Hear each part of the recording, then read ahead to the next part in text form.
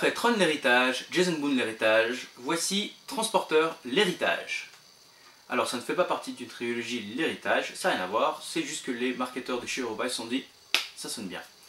Alors pour les deux du fond qui ne suivent pas, Franck Martin est un chauffeur Uber un peu particulier puisque au lieu de transporter des vieilles mamies le dimanche matin sur le marché de Paris, il transporte des marchandises peu recommandables comme de la drogue, des armes, des braqueurs de banque. C'est un des forces spéciales, il a développé des compétences très particulières, notamment dans le combat du corps à corps.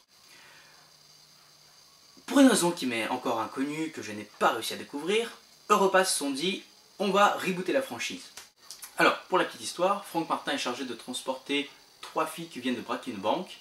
Il s'avère que ces 3 filles font partie d'un réseau de prostitution tenu par un caïd russe et qu'après 20 ans à son service, elle décide de le braquer et de se venger. Franck joue un peu le rôle du transporteur, du garde du corps et aussi un peu de l'amour. J'ai passé un très bon moment, je suis allé voir ce film comme un transporteur, donc c'est une série B qui va pas chercher trop loin, il n'y a pas de quoi casser 3 pattes à un canard, c'est efficace, c'est court et c'est divertissant. Si je devais donner une note, c'est là que ça compliquerait un peu. Si vous comparez le transporteur l'héritage à tous les films, on va dire avec une voiture, évidemment si vous comparez à Taxi Driver de Martin Scorsese, Taxi Driver c'est 9,5 voire 10, Transporteur l'héritage c'est 2,5 sur 10.